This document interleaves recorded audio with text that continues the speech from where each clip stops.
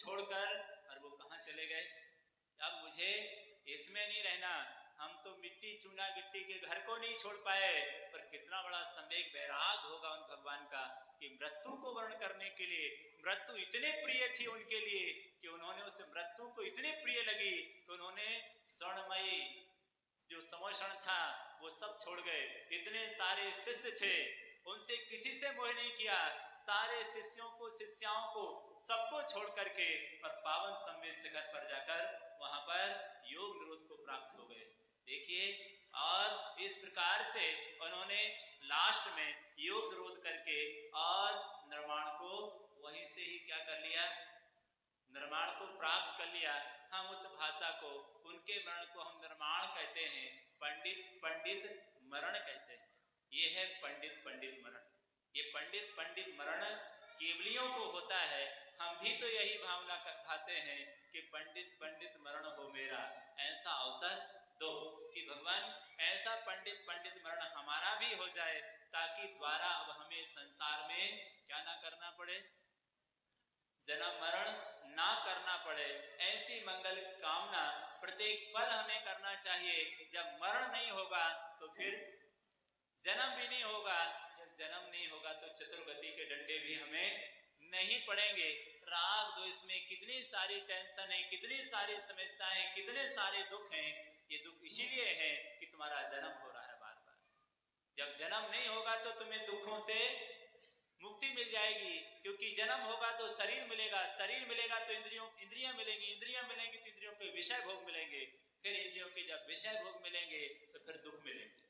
इसलिए वो कहते हैं कि भगवान जब शरीर ही नहीं मिलेगा तब फिर पीड़ा किस बात की है, दर्द किसको होगा, कहाँ होगा। दर्द तो जब होता है जब शरीर होता है। किसी को कमर में दर्द है, किसी को घुटने में दर्द है, किसी को सीने में दर्द है। ये सारे जो दर्द हैं क्योंकि ये शरीर मिलने का ही परिणाम है। जब शरीर ही नहीं मिलेगा तो दर्द कहाँ होगा। इसलिए वो ऐसी अवस्था को प्राप्त हो गए हैं कि उन्हें किसी भी प्रकार का रोग उन्हें नहीं हो सकता है। सारी दुनिया में विकृति आ जाए पूरे लोक में, लेकिन सिद्ध भगवान को अवस्था को प्राप्त हो गए हैं, उन्हें कभी भी विकृति नहीं आ सकती है। ऐसी एक पवित्र अवस्था को प्राप्त करना ये हमारा अपना लक्ष्य ध्येय है। तो ये सबको बता के गए हैं कि वह परमात्मा अवस्था को तभी तुम प्राप्त कर सकते हो जब एक आदर्श मरण को क्या करोगे, आदर्श मरण करोगे तो तुम्हारे अंदर वो परमात्मा दशा प्रकट हो सकती है। इसलिए हम उस परमात्मा दशा को प्रकट करने के लिए जो कहीं और नहीं रहती है, वो परमात्मा रहता कहाँ है, हमारे ही, कहाँ रहता है, हमारे ही अंदर रहता है। बस उसके लिए प्रकट करने की कोशिश करना है कि भगवान जो मेरे अंदर है वो मेरे अंदर से क्या हो जाए, उसकी अभिव्यक्ति हो जाए, बाहर आ जाए। मैं कम से कम अभी मंदिर में देख रहा हूँ, ऊपर कहीं और देख रहा हूँ, मैं बाहर ना देखूं, मैं भीतर ही उस परमात्मा को देख सकूं। मेरे अंदर का परमात्मा जाग जाए, और अंदर का परमात्मा यदि जागेगा तो मुझे फिर बाहर के परमात्मा की जरूरत नहीं है। क्योंकि बाहर के परमात्मा की जरूरत जब तक है जब तक मेरे अंदर का परमात्मा स्ट्रांग नहीं हुआ है, जागा नहीं है। इसलिए मैं बाहर की जरूरत पड़ती है। जिस दिन मेरा अंदर जाग जाएगा रास्ता मुझे मिल जाएगा। इसलिए मेरे अंदर का परमात्मा जाग जाए भगवान, इसके लिए हम बाहर के परमात्मा की अपेक्षा रखते हैं। हम मंदिर जाते हैं, भगवान की आराधना करते हैं कि मेरे अंदर का परमात्मा जागे। यदि अंदर का परमात्मा नहीं जागा तो बाहर का परमात्मा कुछ कर नहीं सकता। और सबको इसी दिशा में पुरुषार्थ करना है कि जैसे बने वैसे हमारे अंदर में जो खोटे संस्कार हैं वो दूर हो जाएं, और हम जल्दी से उन संस्कारों को प्राप्त कर लें जो हम खुद के अंदर विश्वास कर सकें कि परमात्मा कहीं और नहीं है, मेरी आत्मा का ही नाम है, और मैं अपने अंदर में उसे देखने का प्रयास कर सकूं तो बहुत अच्छा होगा। यद्यपि ये भावना आना बहुत मुश्किल है, लेकिन लाना तो हमें खुद को ही पड़ेगी। क्योंकि जब बाहर क्यों हम देखते हैं पाषाण को भावना देते हैं तो पाषाण परमात्मा बन जाता है। भावना खुद को भी देने की कोशिश हमको करना है। जब खुद को बार बार देंगे तो हम खुद के अंदर भी परमात्मा क्या हो सकता है, जागरूक हो सकता है। यदि हमने ऐसा नहीं किया, बाहर ही खोजते रहे तो बाहर से कुछ होगा नहीं। किसी ने बहुत अच्छी बात कही है, लाख सूरज रोशनी दे पर है नहीं कुछ फायदा, क्या करेगा वो सवेरा जब दिलों में रात है। क्या वो बाहर का सूरज कुछ नहीं कर सकता है, अंदर में तम बैठा है, इसलिए अंदर के तम को हम बाहर भगाएं, कसायों को बाहर भगाएं, बुराइयों को बाहर भगाएं, कचरा बाहर हटेगा, वहीं से हीरा क्या होगा, प्रकट हो जाएगा। बस उसको ही देखना है, और जब तक ये गंदगी बाहर नहीं भगेगी तब तक हम परमात्मा नहीं बन सकते हैं। इसलिए भगवान मोक्ष जाते जाते ये सबसे कह के गए हैं कि वो परमात्मा आपके अंदर भी है, आप भी ऐसा ही काम कर सकते हैं। अभी हम गए हैं, हमारे पीछे तुम भी क्या कर सकते हो, आ सकते हो।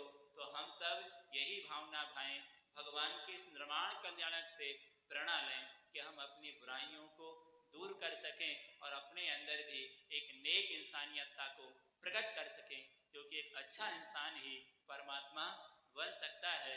तो थोड़ा सा हम पुरुषार्थ करेंगे, हो सकता है आज नहीं तो कल ये पुरुषार्थ संस्कार के रूप में आ जाए, और कल हो सकता है कि हम भी परमात्मा बन जाएं। पर संस्कार देना तो प्रत्येक व्यक्ति को आवश्यक है, इसलिए हम धीरे धीरे संस्कार देंगे।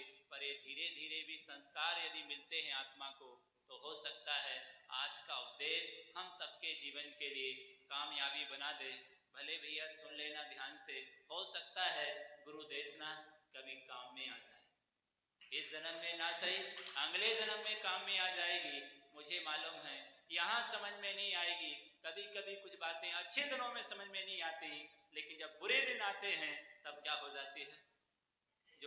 जो बुद्धि बादाम खाने से नहीं आती, कहते हैं वो बुद्धि ठोकर खाने से आ जाती है। हो सकता है वो बात यहाँ समझ में न आए कि माला फेरना चाहिए, हो सकता है नरकों में जब भाला घले तो माला की याद आ जाए कि हमें भैया महाराज ने तो उपदेश दिया था, गुरु ने तो उपदेश दिया था कि ऐसा करोगे तो नरकों में जाओगे। हो सकता है ये देशना जनवाणी है, क्योंकि सम्यक दर्शन की प्राप्ति में एक देशना लब्धि है, नाम सुना होगा, देशना लब्धि है। जो गुरु की देशना हमने कभी सुनी होगी, हो सकता है नरकों में याद आ जाए वो देशना, कहीं अरे ऐसा ही तो हमें कहा गया था कि मार्ग ये सही है ये गलत है, मैंने बुरे कर्म किए थे इसलिए मैं नरक में आया हूँ। हो सकता है बुद्धि सुलझ जाए, वहां पर जाकर के बात समझ में आ जाए कि अब इंसान मनुष्य नहीं सुधर पाए, हो सकता है नरकों में रास्ता मिल जाए और व्रत हो जाए पापों से, और यह जिनवाणी में जो कहा है वह सही है। हो सकता है वहां पर बात समझ में आ जाए तो हमारा कल्याण कभी भी हो सकता है। यदि जीवन में ना भी उतरे तो हमें श्रद्धा से तो भगवान की वाणी क्या कर लेना चाहिए, सुन लेना चाहिए, क्योंकि श्रद्धा से सुनी हुई जनवाणी भी हमारा कल्याण कर देती है।